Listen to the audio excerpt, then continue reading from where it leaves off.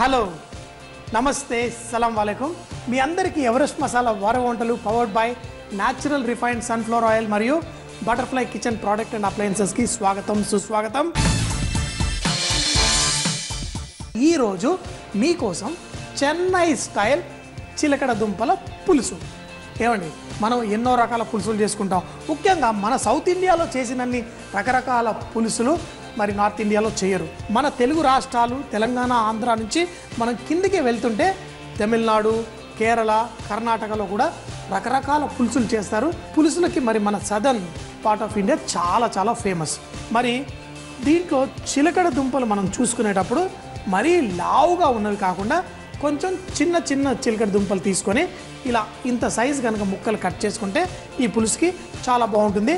మరి చిలకడ దుంప అంటే కొంచెం తీయగా ఉంటుంది, మరి దాంట్లో పులుపు అయితే ఇందులో వాళ్ళు టమాటా వెల్లుల్లి అల్లం అన్నీ వేసి చేస్తారు.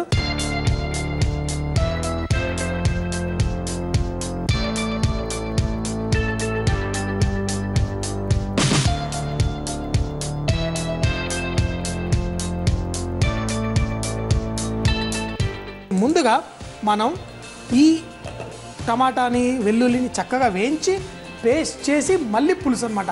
అంటే కొంచెం థిక్గా గ్రేవీ లాగా. మనం ఏంటంటే సాధారణంగా పల్సటి పులుసులు చేసుకుంటాం, కానీ ఇది కొంచెం రిచ్గా ఉంటుంది. మరి చూద్దాం. మరి ముందుగా నూనె తీసుకొని ముందుగా అల్లం వెల్లుల్లి అలాగే పచ్చిమిరపకాయలు ఫస్ట్ వీటిని కొంచెం చక్కగా వేగనివ్వాలి. ఇవి వేగుతున్నప్పుడు దీంట్లో కొంచెం పసుపు కూడా మనం వేసుకుందాం. వెల్లుల్లి ఏదైతే ఉందో చక్కటి మంచిగా కొంచెం అంత కలర్ రావాలి, బ్రౌన్ కలర్ వచ్చిన తర్వాతే ఇందులో టమాటాలు వేసుకుందాం. మరి స్లోగా దీన్ని ఫ్రై చేసుకుందాం. చూడండి, వెల్లుల్లి కూడా చక్కగా బ్రౌన్ కలర్ వచ్చింది. అలాగే దీంట్లో మనం టమాటా ముక్కలు, ఈ టమాటా ముక్కలు కూడా వేసి కొంచెం ఫ్రై చేసుకుందాం. మీరు ఇదివరకు కూడా నేను ఇలాంటి కూర చేసి చూపించాను వంకాయలతోటి. అయితే దాంట్లో అయితే మీరు కావాలంటే పచ్చి కొబ్బరి తురుము కూడా వేసుకుంటారు, కానీ ఈరోజు అయితే నేను వేయట్లేదు. ఈ టమాటాలు కూడా కొంచెం కుక్ అయిన తర్వాత వీటిని ఒక మిక్సీ జార్లో వేసి పేస్ట్ చేసుకున్నాం. అయితే నేను అన్నాను ఇదంతా ఎందుకు చేయాలా, వెల్లుల్లి మనకు తెలుసు కదా, వంట నేర్పించినోడికి మనం రకరకాల క్వశ్చన్లు అడుగుతాం.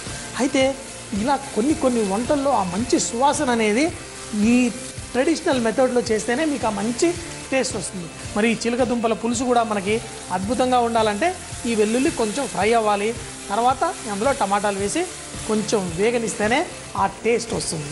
ఈ టమాటాలు కూడా కొంచెం కుక్ అయిపోయిన తర్వాత దీన్ని తీసేసి కొంచెం చల్లారిన తర్వాత మనం మిక్సీలో వేసి పేస్ట్ చేసుకుందాం. టమాటా వెల్లుల్లి అల్లం పేస్ట్ అయితే రెడీ అయిపోయింది. మరి మనం గ్రేవీ చేసుకోవడం కోసం తాలింపు కూడా వేసుకుందాం. మరి మన మంచి పులుసుకి మంచి తాలింపు. సో మరి కొంచెం నూనె అంటే బాగా వేడెక్కిన తర్వాతే మనం ఆవాలు వేసుకోవాలి. కొంచెం చల్లగా ఉన్నప్పుడు వేసుకుంటే ఏమవుతుంది, ఆవాలు చిటపట్లాడవు. కానీ కొంచెం వేడెక్కిన తర్వాత వేసుకుంటే ఆవాలు చక్కగా చిటపట్లాడి దాంట్లో నుంచి మంచి సువాసన కూడా బయటకు వస్తుంది. కొంచెం అంత జీలకర్ర, ఇందులో జీలకర్ర కూడా వేసుకొని తర్వాత కొంచెం అంత మంట తగ్గించుకొని మెంతులు కూడా ఇందులో వేసుకుందాం. సో మరి ఈ మెంతులు కూడా కొంచెం వేగిన తర్వాత ఇందులో సన్నగా తరిగిన ఉల్లిపాయలు, ఈ కరివేపాకు కూడా ముందే వేసుకున్న బాగానే ఉండేది నూనెలో, అయినా పర్లేదు ఇందులో వేసి కొంచెం వేగనిద్దాం. నూనెలో వేగుతున్న కరివేపాకులో ఉన్న మంచి ఆ సువాసన ఏదైతే ఉందో, అంటే ముఖ్యంగా మనం ఎప్పుడైనా కానీ పులుసు చేసేటప్పుడు కరివేపాకు మాత్రం మర్చిపోవద్దు. ఎందుకంటే పులుసులో ఆ మంచి ఫ్లేవర్ ఇచ్చేదే మన కరివేపాకు. మీరు ఎప్పుడన్నా కరివేపాకు లేతది ఇలా చేతితో నలిపి చూడండి, ఎంతో మంచి సువాసన. కానీ అందులో ఉన్నది ఆయిల్. కరివేపాకు ఆకు నూనెలో వేసినప్పుడు కూడా టప్ టప్ అని వండి దాంట్లో నుంచి సువాసన వస్తుంది. కొంచెం ఉల్లిపాయలు వేగిన తర్వాత దీంట్లో కొంచెం అంత ఉప్పు కూడా వేసుకుందాం. వేసిన తర్వాత ఇందులో మన చిలకడ దుంప ముక్కలు ఇందులో వేసుకుందాం. వేసుకొని ఈ చిలకడ దుంపల్ని కూడా ఈ నూనెతో పాటు కుక్ చేసుకుందాం. మనం సాధారణంగా పసుపు కూడా ఇందులో వేస్తూ ఉంటాం, కాకపోతే పసుపు నేను ఆల్రెడీ మన టమాటో ప్యూరీ చేసినప్పుడు వేసేసుకున్నాను. మరి ఈ చిలకడ దుంపల్ని కూడా ఇందులో వేసి కొద్దిగా సేపు వేగిన తర్వాత మిగతా మసాలా అంతా వేసుకుందాం. ఇందులో కొంచెం అంతా సోఫ్, మనం సోఫ్ తింటాం కదా, ఆ సోఫ్ పొడి కొంచెం మంచి టేస్ట్ వస్తుంది, ట్రై చేయాలి. మరి మరి ఇందులో కారపొడి, పులుసులో కొంచెం కారం కరెక్ట్గా పడితేనే టేస్ట్ బాగుంటుంది. అలాగే కొంచెం ధనియాల పొడి వేసి దీనిపైన కొంచెం చింతపండు పులుసు వేసి మనం కుక్ చేసుకుందాం. చింతపండు పులుసు వేయడం వల్ల ఈ చిలకడ దుంప ముక్కలు మ్యాష్ అయిపోకుండా బాగుంటుంది, మంచి టేస్ట్ కూడా లోపలికి వస్తుంది. దీంట్లో మరి కొంచెం నీళ్లు కూడా పోసుకొని చక్కగా దీన్ని ఉడికించుకుందాం. ఇప్పుడు మూత పెట్టేసి ఒక 3 నిమిషాలు అయిన తర్వాత ఈ పేస్ట్ ఇందులో వేసుకుందాం. కొంచెం ఉప్పు కూడా వేసుకుంటే పర్ఫెక్ట్. చిలకడ దుంప కూడా మంచి లేత చిలకడ దుంప తీసుకున్నాం. దాంట్లో ఈ చింతపండు పులుసు అంతా చక్కగా మంచి ఫ్లేవర్స్ వెళ్ళి భలే టేస్టీగా ఉంటుంది. ఆల్రెడీ సువాసన బ్రహ్మాండంగా ఉంది. కానీ మనం ముందుగా టమాటా, వెల్లుల్లి, బ్రౌన్గా చేసుకున్న వెల్లుల్లి అల్లం పేస్ట్ ఉంది కదా, దాన్ని కూడా ఇందులో వేసుకోవడం వల్ల అంటే చాలామందికి పులుసు కొంతమందికి పలసగా ఇష్టం, కొంతమందికి చిక్కగా ఇష్టం. కానీ ఇందులో ఏంటి అంటే మీకు ఈ పులుసులో చిలకడ దుంప ఏదైతే ఉందో భలేగా మంచి టేస్ట్ వస్తుంది. సో మరి ఇది వేసేసి దీంట్లో చిటికెడంతా బెల్లం కూడా వేసుకుందాం. ఎందుకంటే చిలకడ దుంప తీయగుంది కానీ గ్రేవీలో కూడా కొంచెం తీపి పడితేనే మంచి టేస్ట్ వస్తుంది. ఇవన్నీ వేసి మరో 4-5 నిమిషాల పాటు చక్కగా సిమ్మర్ చేసుకుందాం. అంటే మరీ ఎక్కువ బాయిలింగ్ కాకుండా సిమ్లో పెట్టి కుక్ చేసుకున్న తర్వాత దీన్ని ఎలా ఉందో ట్రై చేద్దాం. ఇలా చక్కగా కుక్ చేసిన తర్వాత మన పులుసు చిక్కబడాలి, చిలకడ దుంప కూడా కుక్ అవ్వాలి.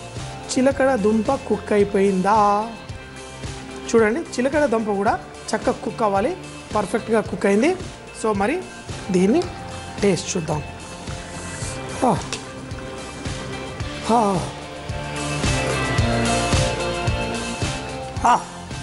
చాలా బాగుంది. కొంచెం చిటికెడంత ఉప్పు సరిపోతుంది. మరి ఇంకోటి ఏంటంటే మన పులుసులో కూడా కొత్తిమీర చాలా ముఖ్యం. ఎటువంటి పులుసు చిలకడ దుంప చేసిన తర్వాత మనం వెంటనే వడ్డించుకోవద్దు. ఎందుకంటే ఇది ఒక అరగంట తర్వాత మనం వడ్డించుకుంటే టేస్ట్ మరింత పెరుగుతుంది. అప్పుడు కావాలంటే కొంచెం అంత వేడి చేసి దాంట్లో మనం పైన ఇలా కొంచెం అంత కొత్తిమీర వేసేసుకుంటే సరిపోతుంది. మరి స్టవ్ కట్టేశాను. మరి పులుసు అయితే ఎంత మధురంగా, ఎంతో అమోఘంగా, మంచి ఫ్లేవర్స్, చాలా మంచి టేస్ట్ ఫ్లేవర్స్ ఉన్నాయి ఇందులో. మనం తీపి పడింది, చేదు మెంతుల రూపంలో, అలాగే ఘాటు కారం, టమాటా, ఆ వెల్లుల్లి ఫ్రై చేసాం కదా, దాంతో కూడా మంచి టేస్ట్ వచ్చింది. ఇలా మీరు ఇదే గ్రేవీ చేసుకొని మీరు కావాలంటే ఇందులో మాంసాహారాలు అంటే సీ ఫుడ్స్ ఏమన్నా వేసుకుంటే, చేప అవి కూడా వేసుకుంటే చాలా బాగుంటుంది. మరి తప్పకుండా మీరు కూడా ట్రై చేయండి. ఎందుకంటే ఇప్పుడు చూడండి, ఈ గ్రేవీ కన్సిస్టెన్సీ చూడండి, మంచి పులుసు బ్రహ్మాండంగా ఉంది. మరి దీంట్లో చిలకడ దుంప ముక్కలు తింటే చాలా బాగుంటుంది. అన్నంతో పాటు పులుసు సూపర్.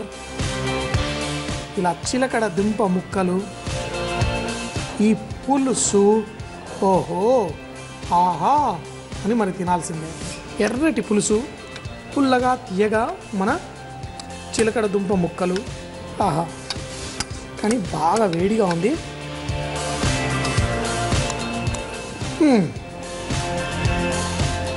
ఏంటి చాలా బాగుంది. ఈ ముక్కలు కూడా దీంతో పాటు తింటూ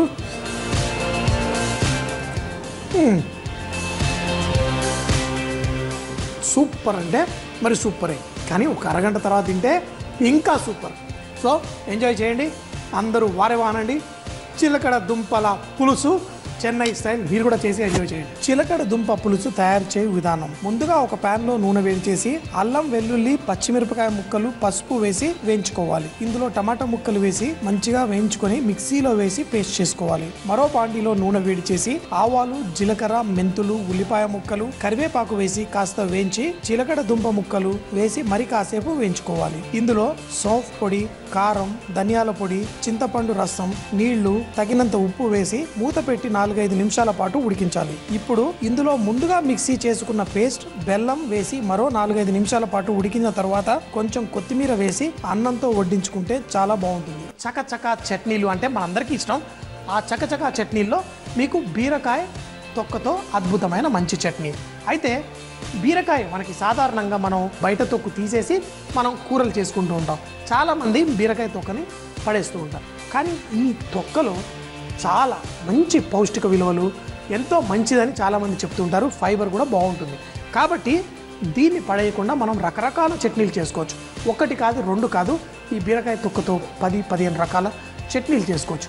పెరుగు వేసి చేసుకోవచ్చు, చింతపండు వేసి చేసుకోవచ్చు, అలాగే కొన్ని కూరగాయలు కూడా కలిపి చేసుకోవచ్చు.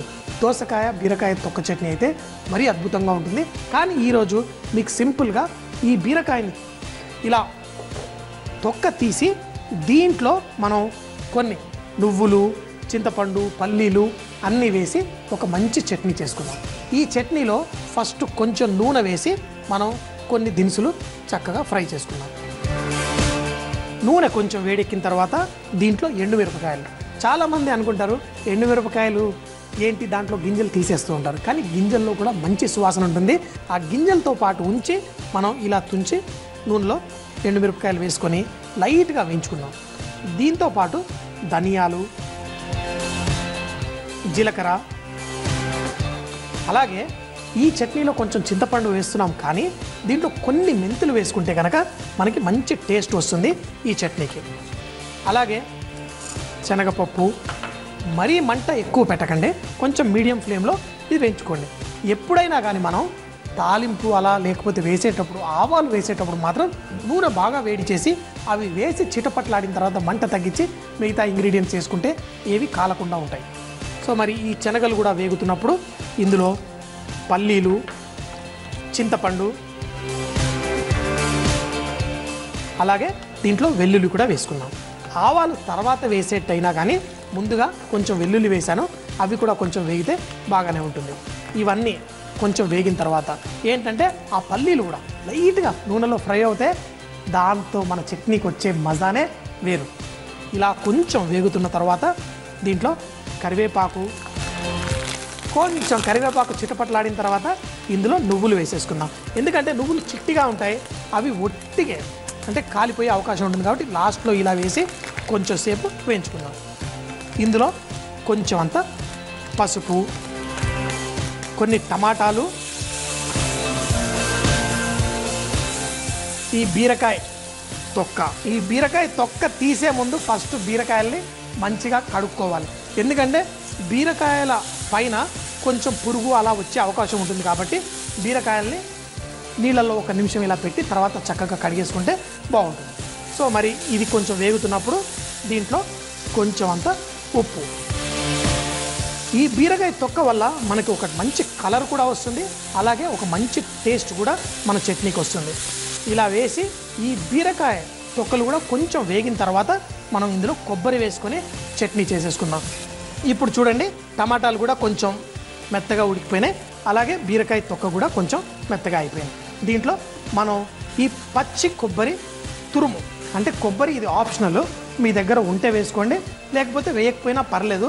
అంటే మనం ఇది అన్నంలో అలా తినేటైతే మీరు కొంచెం ఘాటుగా చేసుకోండి. ఇందులో కొన్ని పచ్చిమిరపకాయలు, లేకపోతే మనం వేసిన ఎండుమిరపకాయలు కొంచెం ఎక్కువగా వేసుకోండి. తక్కువ ఉన్నా కానీ టేస్టీగా ఉంటుంది. కాకపోతే అన్నంలో మాత్రం కొంచెం ఘాటుగా తింటే చాలా బాగుంటుంది. 1 నిమిషం పాటు ఇలా వేయించుకొని దీన్ని మనం మిక్సీలో వేసుకొని మంచిగా బరకగా పేస్ట్ చేసుకోవడం. మన చట్నీ ఏమో బరకగా మనం పేస్ట్ చేసేసుకున్నాం. చూడండి, ఇక్కడ మీకు మిరపకాయలు కూడా ఎక్కువగా పేస్ట్ అవ్వకుండా కొంచెం బరకగా చేసుకుంటేనే చాలా బాగుంటుంది. కొంతమంది నన్ను అడుగుతూ ఉంటారు, అరే మా ఊళ్ళో మా అమ్మమ్మ చేసే చట్నీ టేస్ట్ రాదు అని. ఎందుకు రాదండి? మనం కరెక్ట్గా చేస్తే తప్పకుండా మన ఇంట్లో మన తాతలు ముత్తాతలు మన అమ్మమ్మలు చేసుకునే టేస్ట్ మనం తప్పకుండా తీసుకోవచ్చు. మనం వాళ్ళు రోట్లో వేసి మరీ ఫైన్గా పేస్ట్ చేయరు. అయితే మనం ఏం చేస్తాం, మిక్సీలో వేసి బర్ ఆలోచించకుండా ఎక్కువసేపు చేసేస్తే పేస్ట్ అయిపోతుంది. అన్నీ బాగా కలిసిపోతే ఒక్కొక్క దాని టేస్ట్ ఎలా తెలుస్తుంది, అందుకే చెప్పింది. ఇప్పుడు చూడండి, మనకి ఇందులో కొంచెం పప్పు, కొంచెం మిరపకాయలు, బీరకాయ అన్నీ కొంచెంగా కనిపిస్తూ ఉన్నాయి. అప్పుడు ఒక్కొక్క దానికి ఒక టేస్ట్ తగులుతూ మనం ఎందులో కానీ కలుపుకున్నా కానీ మంచి రుచి వస్తుంది. సో మరి దీంట్లో మనం తాలింపు కూడా వేసేసుకుందాం. తాలింపు వేసుకుంటే కనుక కొంచెం కరకరలాడుతూ బాగా ఉంటుంది. మీకు కావాలంటే తాలింపు వేసుకోండి. మా ఇంట్లో అయితే మా చకచక చట్నీ క్వీన్ రాగిణి గారు అయితే చట్నీలు తాలింపు లేకుండా, నూనె లేకుండా ఎక్కువగా చేసేస్తూ ఉంటారు, బ్రేక్ఫాస్ట్లో ముఖ్యంగా. మరి తాలింపులో కూడా ఎందుకు అని చెప్పేసి ఇవి కొన్ని వేయించుకున్నా కానీ నూనె తీసేసి ఒట్టి కరకరలాడుతూ పప్పులు వేసుకుంటుంది. మీరు అలా కూడా చేసుకోవచ్చు. మరి చట్నీ అయితే రెడీ అయిపోయింది. మరి టేస్ట్ కూడా చేసేద్దామా? అయితే తాలింపులో మనం చేసుకునేటప్పుడు ఈ మిరపకాయలు కూడా, ఎండు మిరపకాయలు కొంచెం మంచిగా కలర్ రానివ్వాలి. అప్పుడే దాంట్లో నుంచి టేస్ట్ బయటకు వస్తుంది. తినేటప్పుడు కూడా మంచిగా కొరుక్కొని తినొచ్చు. ఇలా చట్నీలలో మనం నెయ్యి వేసుకుంటే చాలా రుచిగా ఉంటుంది. కానీ నేనేం చేస్తానంటే తాలింపు వేసేటప్పుడు ఆ తాలింపు వేయడమే నెయ్యిలో వేసేసుకుంటాను. తర్వాత నెయ్యి కలుపుకోవాల్సిన అవసరం ఉండదు. సో మరి మీరందరూ కూడా అద్భుతమైన వారేవా చట్నీలు ఇంట్లో చేసుకోండి. చకచక అంటూ ఎంజాయ్ చేయండి. అందరూ వారేవా అనండి. నా వంటకాలు అయితే చూశారు. నెక్స్ట్ చకచక అంటూ చట్నీలు, భలే భలే అంటూ బ్రేక్ఫాస్ట్లు చేసే మా ఆవిడ రాగిని మీకోసం ఒక మంచి చిన్న వంటకం చూపిస్తుంది. ఈరోజు భలే భలే బ్రేక్ఫాస్ట్లో మంచి ఇన్స్టంట్ దోశ, చాలా చాలా సింపుల్ అయినది. మన ఇంట్లో ఉన్న ఇంగ్రీడియంట్స్తోనే, మన ఇంట్లో కొబ్బరికాయ ఉంటుంది కదా, ఆ కొబ్బరికాయతో మంచి దోశ, అది కూడా గోధుమ పిండి కలిపి. సో మరి ఎలా చేయాలో చూసేద్దామా?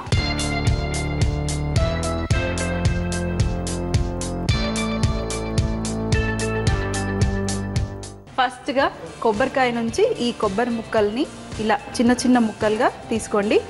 ఒక్క కొబ్బరికాయకి కొంచెం తక్కువగా తీసుకున్నాను. గ్రైండర్లో వేసుకోండి. అలాగే మీకు కావాల్సినన్ని పచ్చిమిరపకాయ ముక్కలు, అలాగే అల్లం, జీలకర్ర, అలాగే తగినంత సాల్ట్ కొంచెం వేస్తున్నాను. మళ్ళీ పిండి కలిపినప్పుడు మళ్ళీ కొంచెం సాల్ట్ వేసుకుందాము. సో ఇది ఫస్ట్గా మిక్సీ చేసుకుందాం. మరి ఇది చూడండి మంచిగా పేస్ట్ చేసేసుకున్నాను. ఇలా కొంచెం వాటర్ ఎక్కువగా వేసుకొని మీరు మంచిగా మెత్తగా గ్రైండ్ చేసుకోండి. దీన్ని ఇప్పుడు మనం ఒక బౌల్లో వేసుకుందాం. మరి ఇందులో గోధుమ పిండి, 1 కప్పు గోధుమ పిండి కొంచెం కొంచెం వేసుకుంటూ ఫస్ట్ కలుపుతాం. ఉండలు లేకుండా మంచిగా మిక్స్ చేసుకుందాము. సో చూడండి మంచిగా మిక్స్ చేసేసుకున్నాను. ఇది కొంచెం పలుచగా ఉంది. కొంచెం క్రిస్పీనెస్ రావడానికి కోసం 1 చిన్న కప్పు బియ్యం పిండి కూడా వేసుకుంటున్నాను. సో ఇది కూడా మంచిగా మిక్స్ చేసేసుకుందాం ఉండలు లేకుండా. ఇందులో కావాలంటే మీరు కొంచెం అంత కొత్తిమీర కూడా వేసుకోవచ్చు.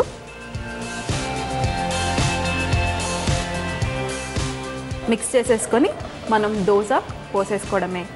ఇది మరీ సన్నగా రాదండి దోశ, కొంచెం మనం ఊతప్పం కాదు, అలాగే దోశ కూడా కాకుండా కొంచెం మీడియం లావులో పోసుకుందాం. ఇది కానీ టేస్ట్కి సూపర్ టేస్టీగా ఉంటాయి ఇవి. లైట్గా స్ప్రెడ్ చేయండి చాలు.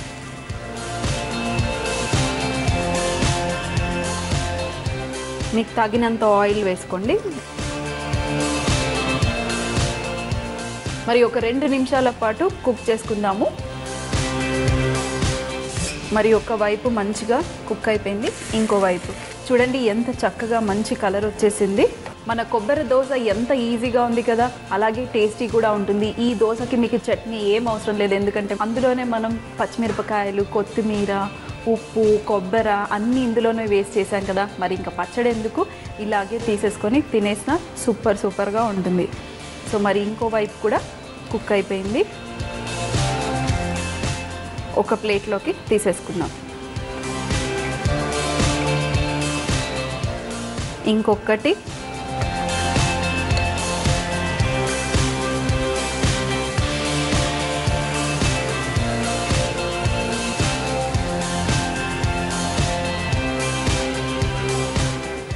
కాస్త ఆయిల్,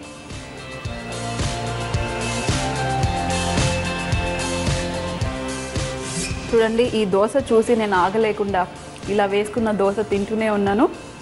అంత టేస్టీగా ఉంది, అంత సాఫ్ట్గా ఉందంటే తింటే నోట్లో కరిగిపోయే అంత సాఫ్ట్గా ఉంది. మీరు టిఫిన్ డబ్బాలో కూడా ఇలా పెట్టేసి ఫోల్డ్ చేసేసి పిల్లలకి ఇచ్చిన మధ్యాహ్నం కల్లా మంచిగా సాఫ్ట్గా బాగుంటుంది. వావ్,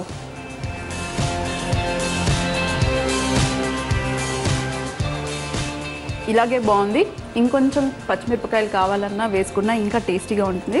దోశలు పోసినప్పుడు ఒకటి పోసి ఇస్తూ ఉండాలి, అప్పుడు వేడివేడిగా అందరూ ఎంజాయ్ చేస్తూ ఉంటారు. కానీ ఈ దోశలు మాత్రాన అన్నీ వేసేసుకొని అందరం కలిసి కూడా తినొచ్చు. సో మరి వెంటనే ఈ సండే మీరు ఈ రెసిపీ ట్రై చేసి మీరందరూ సండే సరదాగా కూర్చొని తిని ఎంజాయ్ చేయండి. సో మరి మళ్ళీ కలుద్దాం భలే భలే బ్రేక్ఫాస్ట్లో. కోకోనట్ దోశ తయారు చేయు విధానం: ముందుగా మిక్సీ జార్లో పచ్చి కొబ్బరి ముక్కలు, అల్లం ముక్కలు, జీలకర్ర, ఉప్పు వేసి పేస్ట్ లాగా చేసుకోవాలి. ఇందులో గోధుమ పిండి, బియ్యం పిండి, కొత్తిమీర వేసి దోశ బ్యాటర్ లాగా కలిపి పెట్టుకోవాలి. ఇప్పుడు పెనం వేడి చేసి కలిపి పెట్టుకున్న పిండిని దోశల్లాగా పోసి కొద్దిగా నూనె వేసి 2 వైపులా కుక్ చేసుకొని వేడి వేడిగా తింటే చాలా బాగుంటుంది. ప్రతి ఇంట్లో అద్భుతమైన అమోఘమైన రుచికరమైన వంటలు ఉండే ఉంటాయి. మరి ఆ రెసిపీలు మాతో పాటు తప్పకుండా షేర్ చేసుకోండి. ఎందుకంటే మీరు XXX డిటర్జెంట్ సోప్ తరఫున ఒక మంచి బహుమతి గెలుచుకోగలరు. మరి మా చిరునామా MIG 1540 BHEL హైదరాబాద్ 502032. రేపు మరిన్ని కొత్త వంటకాలతో మీ ముందు ఉంటాడు మీ వాషెఫ్. అప్పటిదాకా సీ యూ, బాయ్ బాయ్, ఖుదాఫిజ్.